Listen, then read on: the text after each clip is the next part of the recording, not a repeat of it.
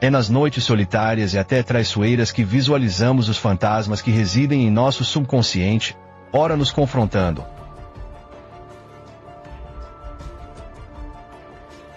atiçando nossos medos mais profundos e nos fazendo trilhar por caminhos obscuros.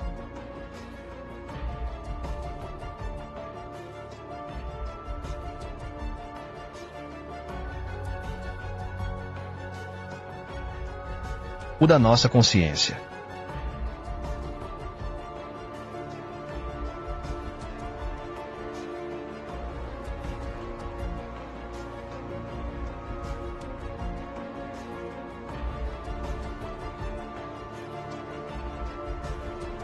O medo não existe. Ele é apenas uma sensação.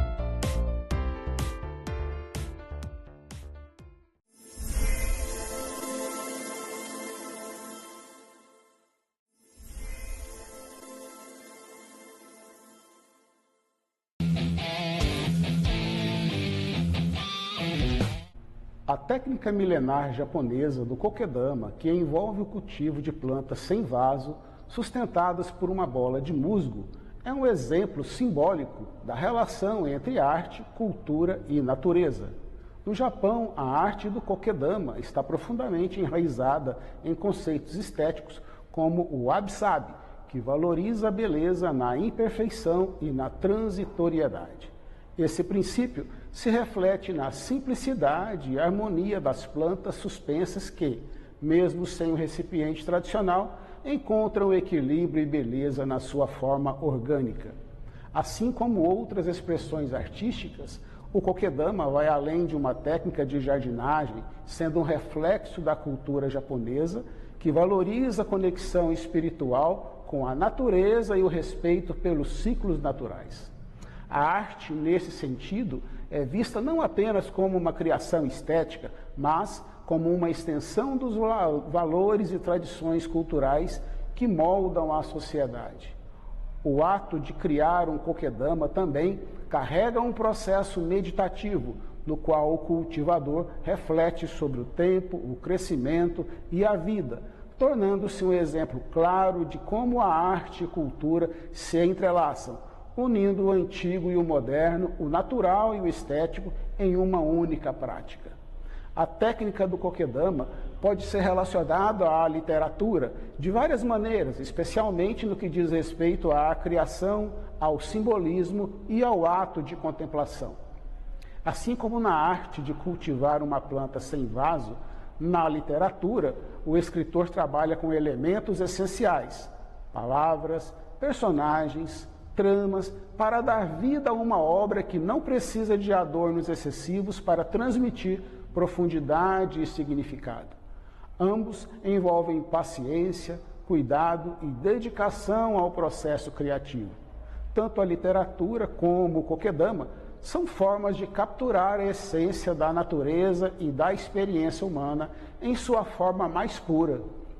Na poesia, por exemplo, o minimalismo e o valor da simplicidade refletem o espírito do kokedama, onde a beleza está nas pequenas coisas, na delicadeza e no equilíbrio entre o que é dito e o que fica subentendido. Além disso, o kokedama, com seu ciclo de vida e transformação, pode ser visto como uma metáfora para a própria narrativa literária que passa por diferentes fases. O nascimento da ideia, o crescimento das personagens e o desfecho, que assim como a planta, continua a se transformar na mente do leitor. Ambos compartilham um respeito profundo pelo tempo e pela evolução natural das histórias, sejam elas contadas pelas palavras ou pela vida das plantas. Kokedama e literatura, o equilíbrio entre simplicidade e criação, é o tema dessa semana no quadro Projetos Culturais. Eu sou Orlando Rodrigues, presidente da ANE, Associação Nacional de Escritores e Editoras.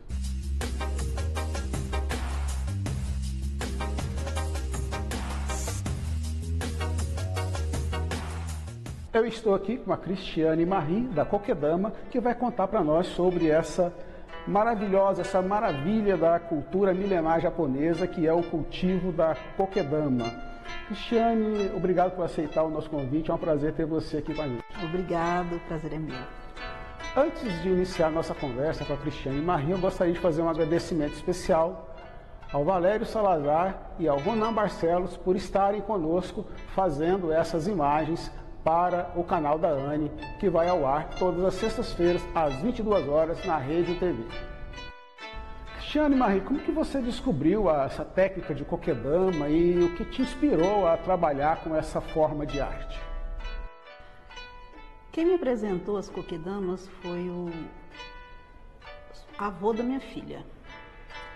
Ela tinha 2 anos, hoje ela está com 18. Quando ele me apresentou as kokedamas, me falou sobre aquele processo, porque eu tenho muita planta em casa, sempre tive. E aí, com essa questão, eu nunca dei importância. Passado algum tempo, agora, e há 3, quase 4 anos atrás, me vi na oportunidade de empreender e por incentivo de uma amiga. E comecei a fazer as kokedamas. Quais são os principais desafios na criação e manutenção de um kokedama e como você lida com eles no dia a dia? Em primeiro lugar, kokedama não é só aprender a fazer a kokedama, você precisa estudar sobre cada planta. Cada planta que você vier desenvolver uma kokedama, você precisa saber dela, o que ela gosta, o substrato que ela gosta, o solo que ela gosta, se é de sol, é de sombra.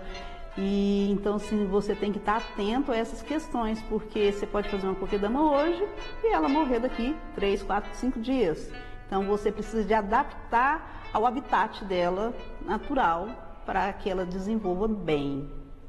Você enxerga uma conexão espiritual ou filosófica na prática do kokedama? Como a cultura japonesa influencia essa sua abordagem?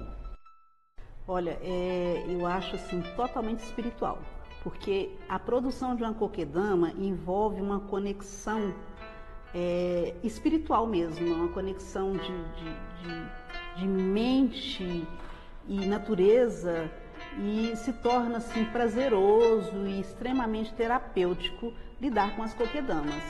E assim, uma tem que conhecer da outra para que aconteça uma kokedama legal e se tornar terapêutico. De que maneira o kokedama pode trazer benefícios para quem vive em ambientes urbanos e deseja reconectar-se com a natureza? Olha, é super fácil, né? Porque as kokedamas você pode trazê-la num pratinho para decorar a sua casa, você de forma bem legal. Você pode usar ela pendurada, né? Pendurada, assim, é uma forma sustentável, você não precisa de vaso. Então ela se torna assim, alegra o ambiente, aquela bolinha de planta ali, decorando o seu ambiente. Então assim, é uma forma bem prazerosa de trazer a natureza para perto de você. A coquedama você pode cultivar em banheiros, em quarto, sala, em todo o ambiente da sua casa e do escritório também. Em sua experiência, quais os aspectos dessa técnica você considera mais artísticos e como você personaliza suas criações para que elas reflitam a sua visão?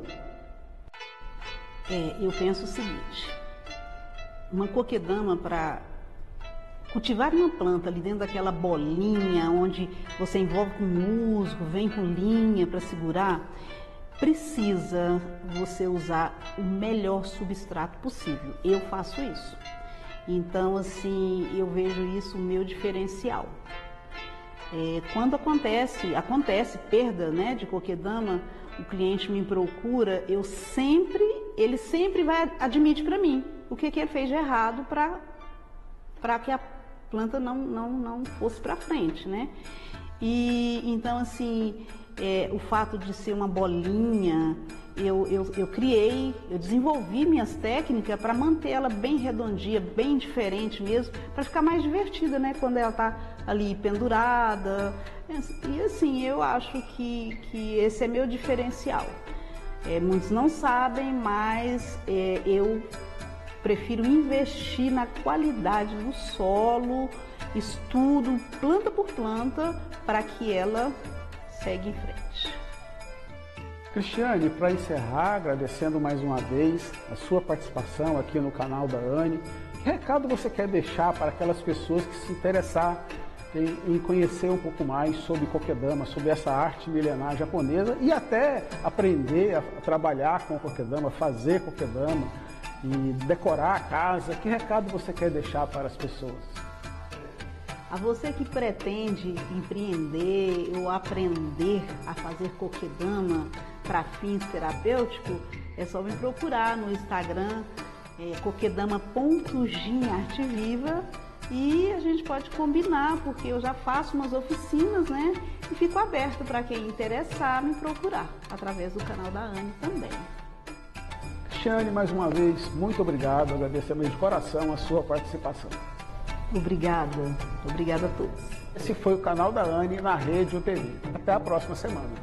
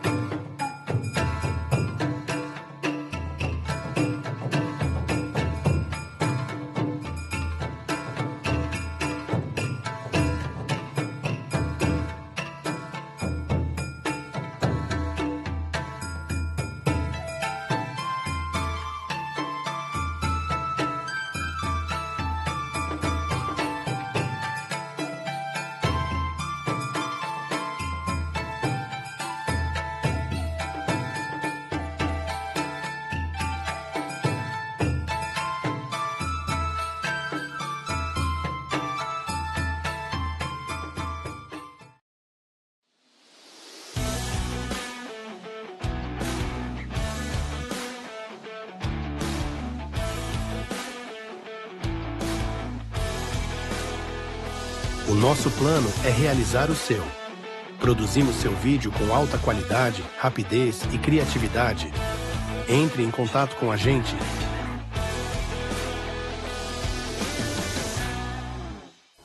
Fala pessoal, tranquilos? Meu nome é Rafael da Mota, sou um dos embaixadores da Anne. Hoje vamos falar sobre um tema super interessante e ao mesmo tempo polêmico: inteligência artificial na criação literária. Será que as máquinas podem escrever como nós, humanos? E mais importante, isso é algo positivo ou devemos nos preocupar? Vamos descobrir.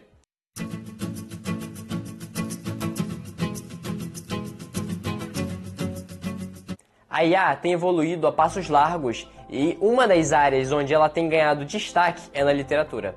Mas antes de entrarmos de cabeça nesse tema, vamos entender um pouquinho sobre como as máquinas estão sendo treinadas para criar histórias.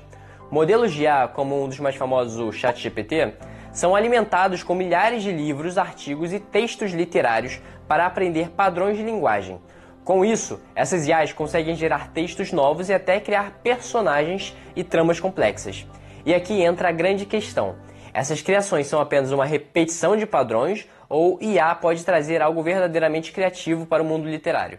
Agora, vamos falar sobre alguns dos exemplos mais famosos do uso da IA na literatura. Muitos autores e desenvolvedores têm experimentado com a IA para criar desde pequenas histórias até romances completos. Um exemplo interessante é o projeto Botnik, onde uma IA foi usada para gerar capítulos inspirados em Harry Potter. O resultado? Um texto engraçado, mas claramente bizarro, misturando frases sem muito sentido lógico. Mas isso mostra o potencial da IA para brincar com a linguagem. Outro exemplo é o livro On the Road, escrito por uma IA chamada AI Writer, e isso inspirado na obra On the Road de Jack Kerouac. Aqui, a IA recebeu instruções para simular a escrita espontânea do autor, com resultados surpreendentes ainda que peculiares. Vale a pena conferir se você gosta desse tipo de literatura experimental. Além disso, temos plataformas como a AI Dungeon, onde a IA cria narrativas interativas em tempo real, conforme o jogador vai escolhendo as ações. Isso mostra uma nova forma de contar histórias, onde o jogador ou leitor tem um papel ativo na construção do enredo. Mas será que essa revolução tecnológica é positiva? Vamos analisar os dois lados da moeda. Falando sobre os prós, a IA pode ser uma ótima ferramenta de suporte para autores. Ela pode ajudar a superar bloqueios criativos, sugerindo ideias e até criando partes de uma história que o autor pode posteriormente revisar e ajustar ao seu estilo pessoal. Outro ponto interessante é a democratização da escrita. Com a ajuda da IA, mais pessoas podem tentar escrever suas próprias histórias, mesmo sem muita experiência. Ferramentas como essas podem auxiliar novos escritores a organizarem suas ideias e explorar seu potencial. Por outro lado, há a preocupação de que a criatividade humana possa ser diluída ou até substituída. Eu voltarei. Algumas pessoas temem que, ao depender da IA, o processo de escrita perca aquela alma, a emoção única que só os humanos conseguem trazer para suas obras. Também há questões éticas, como os direitos autorais. Afinal, a IA é treinada com textos humanos. Então, as histórias que ela cria são realmente dela ou uma forma avançada de plágio? Agora eu vou fazer uma pequena demonstração para vocês verem como isso funciona na prática. Eu vou pedir para a IA criar um conto baseado em um tema simples, como um mistério em uma casa antiga. Vamos ver o que ela entrega pra gente. O conto que a IA fez se chama O Mistério da Casa Solitária. Na pequena cidade de Vale do Ouro, havia uma casa que todos temiam. Ficava no alto de uma colina, rodeada por uma densa floresta que parecia sempre envolta em névoa, mesmo nos dias mais ensolarados. Os mais velhos contavam que ninguém que entrava naquela casa voltava a ser o mesmo. Alguns diziam que ouviam sussurros à noite. Outros juravam ver luzes inexplicáveis piscando nas janelas sujas e empoeiradas. Lucas, um jovem curioso e amante de aventuras, nunca acreditou nessas histórias. Para ele, aquilo não passava de superstições locais. Assim, em uma tarde nublada, decidido a desmascarar o mito, resolveu entrar na casa solitária. Ao cruzar o portão enferrujado, sentiu um frio estranho correr pela espinha. As árvores ao redor pareciam inclinadas, como se estivessem observando cada um de seus passos. Quando finalmente chegou à porta de madeira, empurrou-a com força e ela se abriu com um ranger profundo, revelando um interior escuro e empoeirado. Dentro da casa, o cheiro de mofo e podridão dominava o ar. Os móveis, cobertos de poeira, pareciam intocados há décadas. No entanto, havia algo errado. No chão da sala, Lucas encontrou pegadas recentes no pó. Alguém estivera ali. Enquanto explorava a casa, uma porta no final do corredor chamou sua atenção. Era diferente das outras, nova, como se tivesse sido trocada recentemente. Quando abriu, deparou-se com uma escada que levava ao porão. Uma sensação de desconforto o invadiu, mas sua curiosidade foi mais forte. Com a lanterna em mãos, desceu os degraus lentamente até que seus pés tocaram o piso frio do porão. O que ele viu embaixo o fez congelar. No centro da sala havia uma grande mesa de madeira. Em cima dela, um diário antigo e uma vela quase no fim, com uma chama ainda tremulizando. Alguém estava ali, há poucos minutos. Com as mãos trêmulas, Lucas abriu o diário. As páginas amareladas contavam uma história terrível. A casa pertencera a uma família muito desaparecida. Eles realizavam experimentos bizarros tentando contatar o além. Diziam que o espírito da filha mais nova, Clara, ainda estava preso entre os muros da casa, incapaz de descansar. De repente, o som de passos ecoou atrás dele. Lucas se virou rapidamente, mas não viu ninguém. O coração disparou. Decidiu sair dali, mas quando tentou subir as escadas, a porta do porão se fechou como um estrondo. As luzes da lanterna começaram a piscar e ele viu um sussurro suave em seu ouvido. Por que veio aqui? Agora não pode mais sair. E essa foi o conto que a IA fez pra gente. Gostaram? Então, pessoal, a IA na criação literária está apenas começando. Ela pode ser uma ferramenta poderosa para ajudar escritores ou até mesmo criar novas formas de narrativa, mas ainda está longe de substituir a criatividade humana. A verdade é que, no fim das contas, cabe a nós decidir como queremos usar essa tecnologia. Como apoio? Como parceria? Ou devemos manter a arte da escrita puramente humana? E vocês, o que acham? Acham que a IA pode ser uma boa ferramenta para os escritores ou estão preocupados com o futuro da literatura? Dá uma passadinha lá nas nossas redes sociais e deixa um comentário em relação a isso. Vai ter um post específico para isso e a gente troca uma ideia lá. Espero que tenham gostado desse episódio. Se gostaram, não esqueçam de curtir, compartilhar com os amigos e se inscrever no canal da Anne e da Rede UTV para mais conteúdo sobre literatura e tecnologia. Por hoje, eu me despeço de vocês. A gente se vê na próxima semana e um grande abraço. Tchau!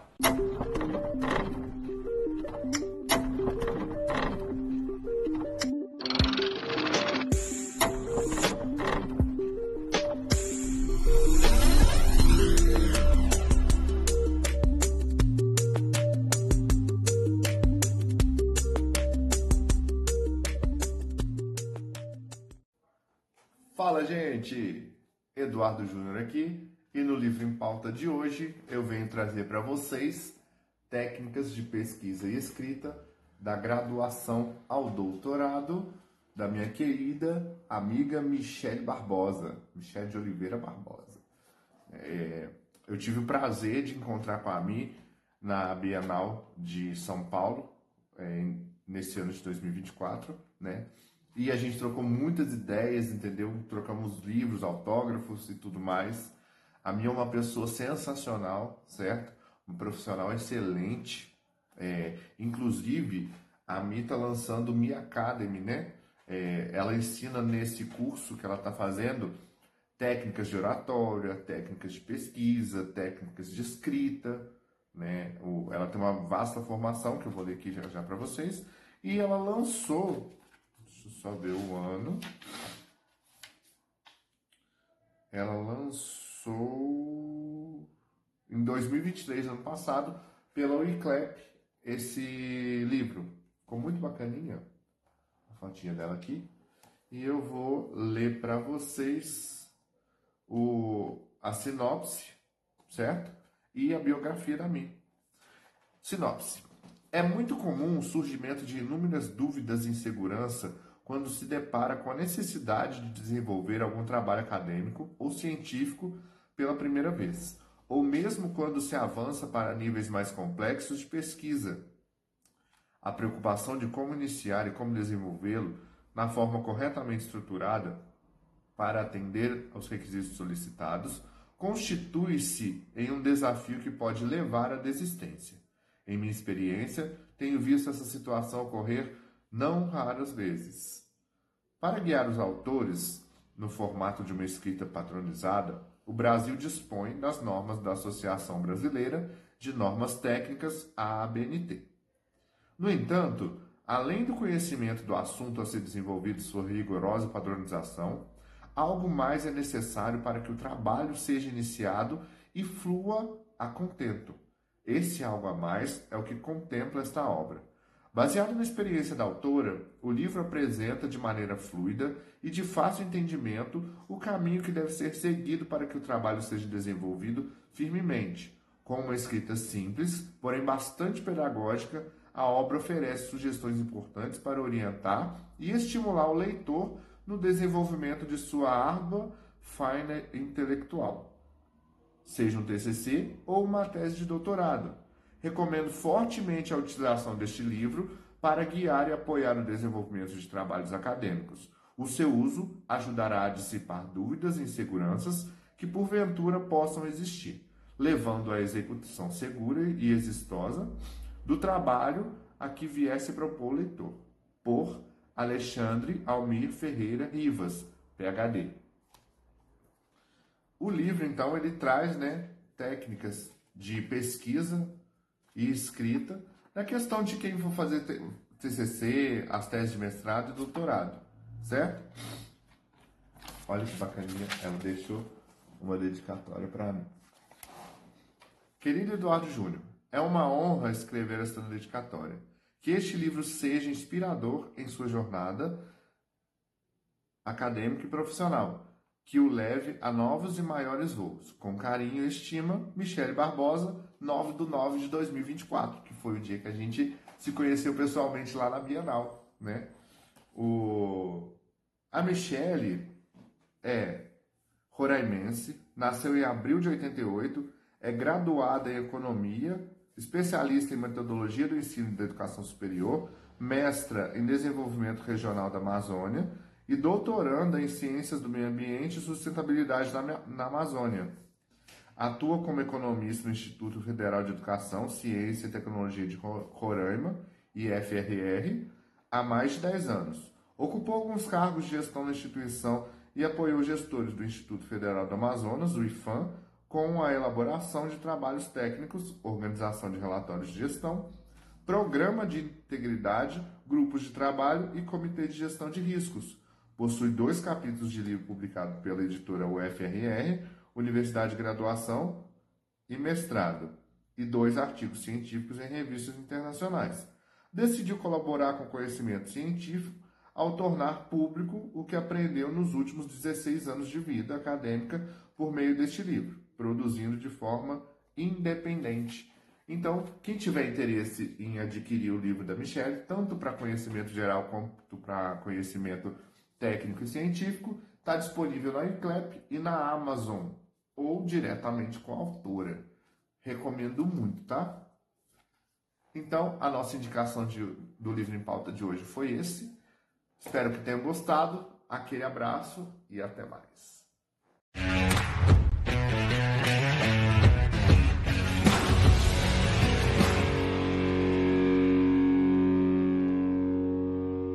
A escrita, uma das maiores conquistas da humanidade, não surgiu de uma vez.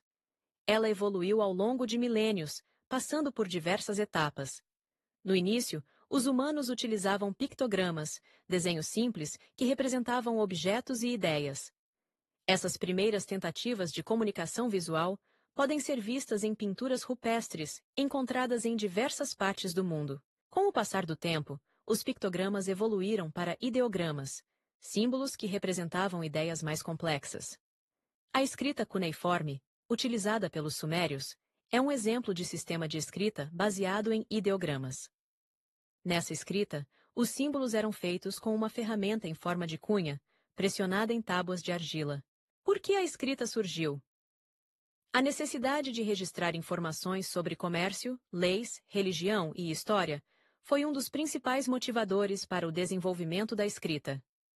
Além disso, a escrita permitiu a comunicação à distância e a preservação do conhecimento ao longo do tempo.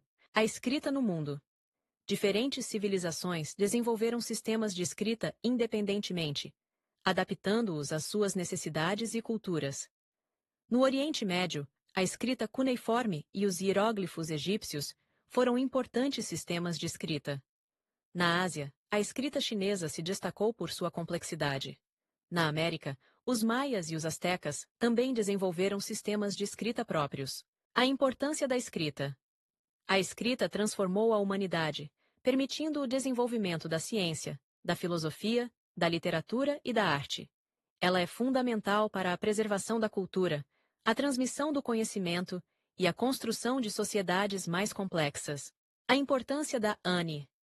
A evolução da escrita é um processo contínuo, impulsionado por diversos fatores. No Brasil, a Associação Nacional de Escritores e Editoras, ANE, desempenha um papel fundamental nesse processo, ao promover a produção literária, a formação de novos escritores e a valorização da leitura. Através de suas ações, a ANE contribui para a diversificação da literatura brasileira e para o fortalecimento da identidade cultural do país. Espero que tenham gostado. Vou ficando por aqui. Obrigado por me acompanhar. Desejo um excelente final de semana e até a próxima sexta-feira.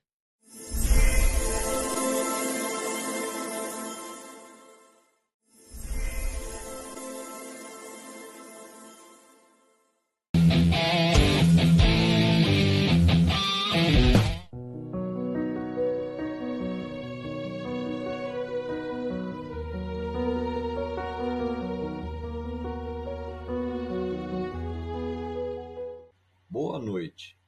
Eu sou Edilberto Celinovo, escritor e diretor fundador da ANI, Associação Nacional de Escritores e Editoras. Hoje vou contar a história sobre o furo no barco. Um homem foi chamado para pintar um barco. Trouxe tinta e pincéis e começou a pintar o barco de um vermelho brilhante, como fora contratado para fazer. Enquanto pintava, viu que a tinta estava passando pelo fundo do barco. Percebeu que havia um vazamento e decidiu consertá-lo. Quando terminou a pintura, recebeu seu dinheiro e foi embora. No dia seguinte, o proprietário do barco procurou o pintor e presenteou-o com um belo cheque. O pintor ficou surpreso. "O senhor já me pagou pela pintura do barco", disse ele. "Mas isso não é pelo trabalho de pintura. É por ter consertado o vazamento do barco." "Ah, mas foi um serviço tão pequeno. Certamente não está me pagando uma quantia tão alta por algo tão insignificante." "Meu caro amigo, você não compreende. Deixe-me contar-lhe o que aconteceu. Quando pedi a você que pintasse o barco, esqueci de mencionar o vazamento. Quando o barco secou, meus filhos o pegaram e saíram para uma pescaria. Eu não estava em casa naquele momento. Quando voltei e notei que haviam saído com o barco, fiquei desesperado, pois lembrei que o barco tinha um furo. Imaginei o meu alívio e alegria quando os vi retornando sãos e salvos. Então, examinei o barco e constatei que você havia consertado. Percebe agora o que fez? Salvou a vida dos meus filhos. Não tenho dinheiro suficiente para pagar a sua pequena boa ação. Não importa para quem, quando ou de que maneira ajude, ampare, escute com atenção e carinho e conserte todos os vazamentos que perceber, pois nunca sabemos quando estão precisando de nós ou quando Deus nos reserva a agradável surpresa de ser útil e importante para alguém. Pense nisso. Tenham um excelente final de semana e até a próxima sexta-feira.